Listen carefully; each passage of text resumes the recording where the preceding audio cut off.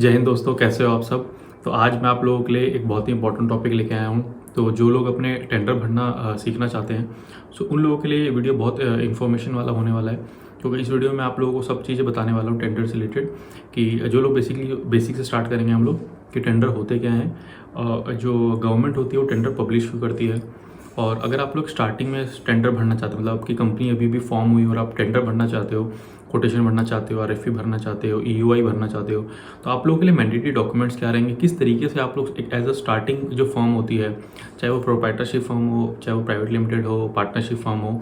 तो ये स्टार्टिंग में जब एक टेंडर बनाई मतलब कंपनी बनाई जाती है, तो स्टार्टिंग में कैसे इनको टेंडर भरना चाहिए, किस तरीके से टेंडर भरना चाहिए, तो वो सारी जो चीज़ें हैं वो आज इस वीडियो में डिस्कस करने वाला हूँ। और ये बहुत ही इन्फॉर्मेशनल वीडियो होने वाली है। और तो एक लर्निंग पर्सपेक्टिव से अगर आप सीखना चाहते हो कुछ टेंडर से रिलेटेड, तो इस वीडियो को पूरा देखना है आप लोगों को, क्योंकि आप लोगों के मैक्सिमम जो डाउट्स थे टेंडर से रिलेटेड, जो आप लोग मुझे कमेंट्स कर रहे थे, वो इस वीडियो में मैं आप लोगों के जो है कंप्लीट करने वाला हूँ। आप लोगों के जितने भी क्वेश्चंस थे वो इस वीडियो के अंदर आप लोगों के सॉल्व करने वाला हूँ। तो चलिए दोस्तों, इस वीडियो को शुरू करते हैं। देखिए, स्टार्टिंग करते हैं कि एक जो टेंडर होता है, ईओआई होता है या आरएफपी होता है, आरएफक्यू होता है, ये गवर्नमेंट पब्लिश क्यों करती है। बेसिकली गवर्नमेंट को जब भी कोई प्रोडक्ट या सर्विसेज आप लोगों से परचेज करनी होती है, सो वो इन मोड्स के थ्रू जाती है, जिसको हम लोग आरएफपी बोलते हैं, टेंडर बोलते हैं, आरएफक्यू बोलते हैं, आरएफआई बोलते हैं, ईयूआई बोलते हैं। तो ये कुछ टर्म्स होती हैं जिनके थ्रू गवर्नमेंट आप लोगों से प्रोडक्ट या सर्विसेज परचेज करती है। तो एज अ न्यू फर्म, सबसे पहले बात करते हैं न्यू फर्म की, कि जब आप एक नई आप कंपनी खोलते हो और आप तो यार हम लोग उसको उसमें टेंडर भरना चाहते हैं, but as a starting firm आप लोगों को बहुत ज़्यादा डिफिकल्टी फेस होती है टेंडर भरने के लिए, कि वहाँ पे आप लोगों को डॉक्यूमेंट क्या क्या देने होंगे, किस तरीके से हम लोग टेंडर भरें, किस तरीके से हम लोग को ये जो प्रोडक्ट और जो सर्विसेज होती है गवर्नमेंट परचेज करती है, ये कहाँ से परचेज करती है, हम लोग कैसे भर सकते हैं इनको। तो देखिए, मल्टीपल पोर्टल्स होते हैं आप लोगों के, जिसको हम लोग CPPP पोर्टल बोलते हैं, सेंट्रल प्रोक्योरमेंट पोर्टल होता है। तो यहाँ पे भी आप लोगों की जो सेंट्रल आप लोगों की जो कंपनीज होती हैं, जो आप लोगों की गवर्नमेंट होती है, तो यहाँ CPPP वेबसाइट है, उसके थ्रू वहाँ से आप लोगों से प्रोडक्ट या सर्विसेज परचेज करती है। तो आप लोग गूगल सर्च कर सकते हो CPPP, वहाँ पे आप लोगों को सेंट्रल प्रोक्योरमेंट की जो वेबसाइट होती है वो खुल जाएगी। तो ये होता है सेंट्रल के बारे में। अगर आप लोग स्टेट वाइज देखें तो हर स्टेट की एक प्रोक्योरमेंट की आप लोगों की वेबसाइट होती है, जैसे दिल्ली की हो गई, हरियाणा की हो गई, राजस्थान की हो गई। तो आप जिस भी स्टेट में रहते हो, सपोज कि जब राजस्थान में रहते हो तो आप राजस्थान ई प्रोक्योरमेंट जैसे आप अपने गूगल पे सर्च करते हैं तो आपके सामने एक वेबसाइट खुल जाएगी। उस वेबसाइट पे आप लोग अपने जो भी आप लोग प्रोडक्ट, आप लोग सर्विसेज जो आपकी कंपनी सेल करती है, वहाँ पे आप लोग सर्च क्राइटेरिया में जाके आप लोग वो कीवर्ड सर्च कर सकते हैं बेसिकली।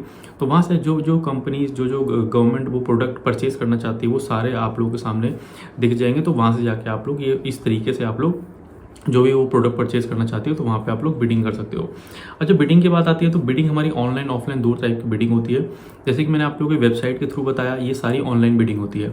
अब यहाँ पे आप लोगों की ऑफलाइन बिडिंग भी होती है। तो वो जितनी भी टर्म्स होती है ऑफलाइन और ऑनलाइन बिडिंग का, ये आप लोगों के टेंडर के अंदर मेंशन किया जाता है कि वो जो टेंडर है वो ऑनलाइन निकाला गया है या ऑफलाइन निकाला गया। मतलब जो वो प्रोडक्ट परचेज कर रही है, उनके डॉक्यूमेंट्स आप लोगों को ऑनलाइन देने हैं या ऑफलाइन देने हैं, वो टेंडर के अंदर मेंशन रहता है। तो ये चीज़ टेंडर पे डिपेंड करती है कि वो ऑनलाइन टेंडर है या ऑफलाइन टेंडर है, वो टेंडर पढ़ने के बाद ही आप लोगों को पता लगता है। अब देखिए, यहाँ पे जो एक स्टार्टिंग फर्म है, या फिर आप लोग को लीजिए एक आप लोग की कंपनी को 3 साल हो चुके हैं, 5 साल हो चुके हैं, या अभी नई खुली है, तो वहाँ पे आप लोग मैंडेटरी डॉक्यूमेंट क्या होते हैं। तो इस चीज़ में सबसे ज़्यादा क्वेश्चन आते हैं कि सर हमारी कंपनी नई खुली है, हम लोग को मैंडेटरी डॉक्यूमेंट, हमारे पास क्या क्या डॉक्यूमेंट्स होने चाहिए जिससे हम लोग कोई भी टेंडर फिल कर सके, किसी भी टेंडर में पार्टिसिपेट कर सके। तो देखिए, as a new firm, suppose कि अभी आपकी कंपनी फॉर्म हुई है, 1 या 2 ही महीना हुआ है, तो 2 डॉक्यूमेंट सबसे मैंडेटरी है जो आप लोगों को कंपनी खुलते ही आप लोगों को बनवाने चाहिए। एक होता है आप लोगों का GST नंबर, एक होता है आपका पैन कार्ड नंबर। तो एज अ प्रोप्राइटरशिप फर्म या private limited firm, as a proprietorship firm है तो आपका जो प्रोप्राइटर होता है सिंगल ओनर, सपोज कीजिए मेरी कोई कंपनी है एज ए इंडिविजुअल, तो मेरा जो पर्सनल पैन कार्ड होगा वही आपका प्रोप्राइटरशिप का पैन कार्ड होता है। साथ में आप लोगों को GST नंबर लेना पड़ता है। तो ये 2 मैंडेटरी डॉक्यूमेंट है किसी भी EOI, RFQ, टेंडर, RFP को भरने के लिए। सेकेंड चीज़ होती है, अगर आप लोग प्राइवेट लिमिटेड फर्म है तो आप लोगों के पास जो आपका पैन कार्ड है वो आपकी कंपनी के नाम पे होगा। सपोज कीजिए आपकी कंपनी का नाम है ABC, कोई भी आप IT फर्म है तो प्राइवेट लिमिटेड फर्म है आपकी जैसे, तो उसके नाम पे ही आपका पैन कार्ड होगा। साथ में आपका GST जो होता है, GST भी आपके कंपनी के नाम पे होगा। तो ये डिफरेंस होता है कुछ प्रोप्राइटरशिप फर्म के डॉक्यूमेंट्स में और प्राइवेट लिमिटेड फर्म पे। साथ साथ ऐसे ही आपका जो पार्टनरशिप होता है, वहाँ पे भी आपके पार्टनरशिप की जो कंपनी का नाम होता है उसी पे आपका GST नंबर होता है और आपका पैन कार्ड नंबर होता है। तो ये कुछ डिफरेंस होता है आप लोग के डॉक्यूमेंट पे, जो मैंडेटरी डॉक्यूमेंट होते हैं GST और पैन। तो ये 2 डॉक्यूमेंट होने चाहिए कि अगर आप लोग किसी भी टाइप के RFQ में भरना चाहते हैं। बट ये डिपेंड करता है टेंडर के अंदर टेंडर में मांगा क्या गया है। जैसे RFQ होता है, RFQ जब निकाला जाता है तो RFQ होता है छोटी क्वांटिटी परचेज करने, रिक्वेस्ट फॉर कोटेशन। वहाँ पे आपकी जो गवर्नमेंट होती है वो 2 डॉक्यूमेंट में मान जाती है कि आपको GST देना है, पैन देना है। वहाँ पे आपको कोई भी डॉक्यूमेंट की ज़रूरत नहीं होती है। बट सपोज़ कीजिए आप लोग एक टेंडर भरना चाहते हैं या RFP भरना चाहते हैं, तो टेंडर और RFP की रिक्वायरमेंट जो होती है डॉक्यूमेंट की वो ज़्यादा होती है, क्योंकि वहाँ पे आप लोग की जो प्रोडक्ट जो कैपेसिटी होती है या वो आप लोगों से जो सर्विस परचेज करना चाहता है वो आप लोगों की वहाँ पे मैक्सिमम होती है, तो ज़्यादा होती है। तो देखिए, अगर आप लोग मतलब टेंडर या RFP भरना चाहते हैं तो आप लोग की कंपनी जो होती है वो मिनिमम आपकी 3 साल पुरानी होनी चाहिए। 3 साल पुरानी है तो आप लोग कोई भी टेंडर या RFP में पार्टिसिपेट कर सकते हैं।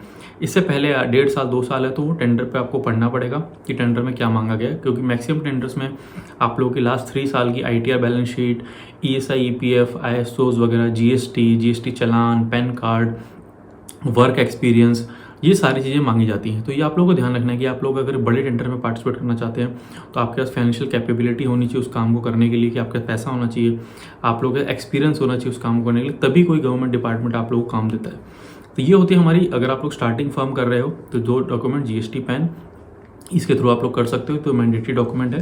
बाकी अगर आपका मतलब बड़ी कंपनी है तो आपको 3 साल का आपका एक्सपीरियंस होना चाहिए और ये कुछ मैंडेटरी डॉक्यूमेंट्स होने चाहिए। तो ये कुछ होता है। अब देखिए यहाँ पे डिफरेंस होता है जब आप एक RFP भर रहे हैं, टेंडर भर रहे हैं, EOI भर रहे हैं, या फिर आपकी EOI हो गया, ठीक है, बहुत सारे होते हैं, RFI होता है। तो ऐसे बहुत सारे टर्म्स होती है जिनके थ्रू गवर्नमेंट जो आपका कोई भी प्रोडक्ट या सर्विसेज परचेज करती है। अब इनमें डिफरेंस बहुत बड़ा होता है कि लोग टेंडर को RFP बोलते हैं, RFQ बोल देते हैं, या RFP को टेंडर बोल देते हैं। बट ये टर्म्स जो अलग अलग निकाली गई हैं, क्योंकि जो हमारा जो टेंडर होता है, टेंडर के अंदर टर्म्स जो होती हैं, आपके कीवर्ड्स जो होते हैं, ये सबसे इंपॉर्टेंट होते हैं और यहीं पे बहुत सारी कंपनियां एलिजिबल और एलिजिबल मानी जाती हैं। अब देखिए यहाँ पे टेंडर जब निकाला जाता है तो टेंडर आप लोग ध्यान रखना, टेंडर जब एक गवर्नमेंट निकालती है तभी निकालती है जब उसको एक फिक्स क्वांटिटी लेनी है, उसको पता होता है कि मेरा गोल क्या है, मेरा विजन क्या है, मुझे क्या आइटम परचेज करना है। सपोज़ कीजिए उसको आप लोगों से कुछ कंप्यूटर्स चाहिए, ठीक है, कंप्यूटर अगर चाहिए, सपोज़ कीजिए 25 क्वांटिटी कंप्यूटर चाहिए, तो टेंडर के अंदर हर चीज़ मेंशन की जाएगी कि आपका 25 कंप्यूटर है। कंप्यूटर की स्पेसिफिकेशन मेंशन की जाएगी, अगर उसमें मेक एंड मॉडल है तो वो मेंशन किया जाएगा, ताकि वो आप लोगों को सिर्फ पढ़ना है कि हाँ 25 कंप्यूटर देने हैं, इस पैक के देने हैं, उसको आप लोग मैच करना है जिस भी आप OEM के थ्रू जा रहे हो। सब उसके डेल के थ्रू जाते हो, लैपटॉप के थ्रू मतलब लिनोवो के थ्रू जाते हो, तो इनके जो भी OEMs होते हैं वो इन प्रोडक्ट को सेल कर रहे हैं कि नहीं कर रहे हैं, उनके थ्रू आप लोग को जाना है।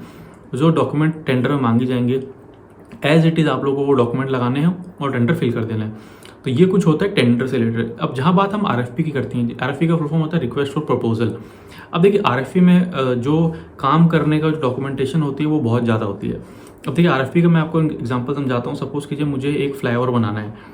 अब वहाँ पे एक कंस्ट्रक्शन जो डिपार्टमेंट है वो एक RFP निकालेगा और उस RFP में पूरा चीज़ मांगी जाती है कि फ्लाईओवर कैसे बनाओगे आप, मतलब आप लोगों से वो रिक्वायरमेंट पूछेगा कैसे बनाओगे आप, उसका डिज़ाइन क्या रहेगा, लेआउट क्या रहेगा, क्या मटेरियल आप लोग यूज़ करने वाले हो, वो सारी चीज़ें आप लोगों को मेंशन करनी होती है कि बेस्ट क्वालिटी, जो मिनिमम जो चीज़ें होती है वो तो वो डाल के देगा कि आपका इतने बाई इतने का फ्लाईओवर बनना है, ठीक है। जो आप लोगों को ये मिनिमम जो आपकी क्वालिटी होती है कि आपको इस तरह का सीमेंट डालना है, इस तरह के आप लोगों को सरिये यूज़ करने हैं, ये सारी चीज़ें उसमें मेंशन की जाती हैं। बट उसका जो डिज़ाइन होता है कि आप किस तरीके से बनाओगे, ठीक है ना, किस तरह से उसका लेआउट रहेगा, क्या प्रोसेस फॉलो करने वाले, आपके टाइमलाइंस क्या होंगी आप लोगों की बनाने की, वो सारी चीज़ें आप लोगों से पूछता है कि आप लोग किस तरीके से इस चीज़ को डाला जाएगा। तो सारे डॉक्यूमेंट जितने होते हैं वहाँ पे वो सारी चीज़ आप लोग RFP में डालनी है। कितनी मैन पावर आप लोग यूज़ कर रहे हो, किस क्वालिटी की मैन पावर, बेसिकली उनकी क्वालिफिकेशन क्या होगी, वो सारी चीज़ें मेंशन करनी होती है आप लोगों को। तो ये होता है RFP की चीज़। तो ये टेंडर से बिल्कुल अलग होती है। तो ये चीज़ आप लोगों को ध्यान रखनी, कभी आप टेंडर इन फ्यूचर भरते हो या RFP भरते हो तो ये चीज़ अलग होती है। जहाँ पे बात RFQ की करते हैं, RFQ होती है रिक्वेस्ट फॉर कोटेशन। जब कोई छोटी क्वांटिटी डिपार्टमेंट को लेनी थी, डिपार्टमेंट के पास एक बजट होता है, हर डिपार्टमेंट का अलग अलग होता है। जैसे कुछ डिपार्टमेंट का 2.5 लाख तक का बजट होता है कि 2.5 लाख तक की उनके हाथ में पावर होती है कि 2.5 लाख का कोई भी प्रोडक्ट एंड जो सर्विसेज है वो अपने बिहाफ पे परचेज कर सकते हैं।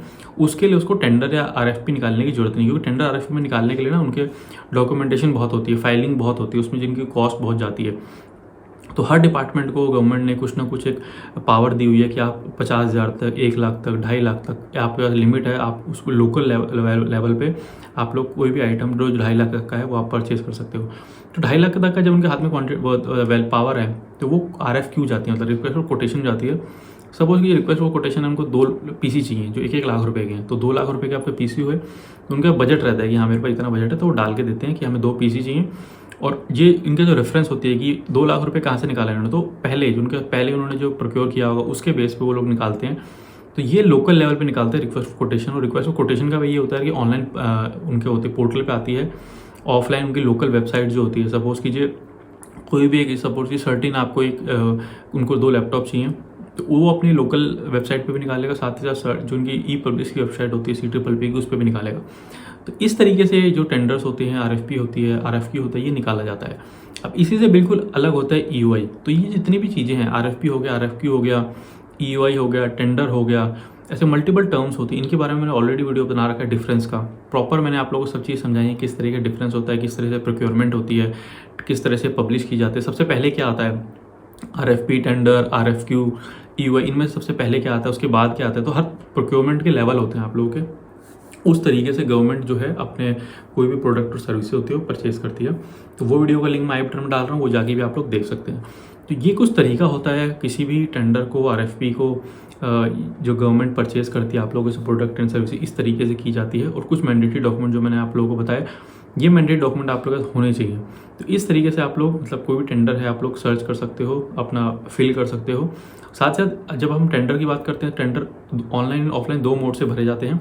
ऑनलाइन मैंने आप लोगों को बताया CPPP के होते हैं आप लोगों के, ठीक है ना। सेंट्रल की अपनी वेबसाइट होती है, स्टेट की वेबसाइट होती है, PWD की अपनी अलग वेबसाइट है, CPWD की अपनी अलग वेबसाइट है, एयरफोर्स जो डिफेंस वाले होते हैं उनकी अपनी अलग वेबसाइट है, इसरो की अलग वेबसाइट है। तो ऐसे अलग अलग वेबसाइट होते हैं जहाँ पे टेंडर निकाले जाते हैं। तो उन वेबसाइट पे जाके ही आप लोगों को ये टेंडर है वो सर्च करने होंगे अपने प्रोडक्ट एंड सर्विसेज के हिसाब से। ये होते हैं ऑनलाइन की। ऑफलाइन की जब बात करते हैं, ऑफलाइन भी हमारे E-पब्लिश एक वेबसाइट है जहाँ पे गवर्नमेंट जो डिपार्टमेंट है वो अपने टेंडर पब्लिश करता है, साथ साथ अपनी लोकल वेबसाइट पर पब्लिश करता है।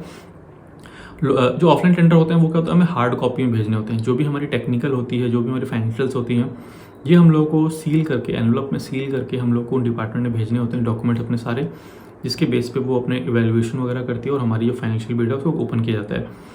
अब ये होता है हमारा टेक्निकल बिड भरने से पहले का प्रोसेस। इसके बाद का भी प्रोसेस होता है, जब एक टेंडर भरा जाता है उसके बाद कैसे इवैल्यूएशन होता है, ओपनिंग होती है, फाइनेंशियल इवैल्यूएशन होता है, उसके बारे में मैं आपको अलग वीडियो में बताऊंगा। इस वीडियो में इतना ही इसको सीमित रखता हूं क्योंकि वीडियो बहुत लंबी हो जाएगी। तो टेंडर भरने तक का आपको ये कुछ आपका प्रोसेस रहता है। होप आप लोगों को समझ में आया होगा किस तरीके से टेंडर भरा जाता है। और आप लोगों को कोई भी डाउट है टेंडर भरने से रिलेटेड, आप लोग मुझे कमेंट कर सकते हो। कमेंट बॉक्स खुला हुआ है आप लोगों के लिए, जो भी आपकी क्वेरी है आप लोग कमेंट कीजिए। साथ साथ मैंने व्हाट्सअप नंबर अपना डाला हुआ है, वहाँ पे आप लोग मुझे कमेंट्स कर सकते हैं अपनी क्वेरी। साथ साथ मुझे इंस्टाग्राम फेसबुक को जरूर फॉलो कीजिएगा क्योंकि वहाँ मैं आप लोगों के कमेंट के इंस्टेंट रिप्लाई करता हूँ। तो चलिए इसको मिलेंगे नेक्स्ट वीडियो में किसी नए टॉपिक के साथ। तब तक स्टे सेफ, टेक केयर।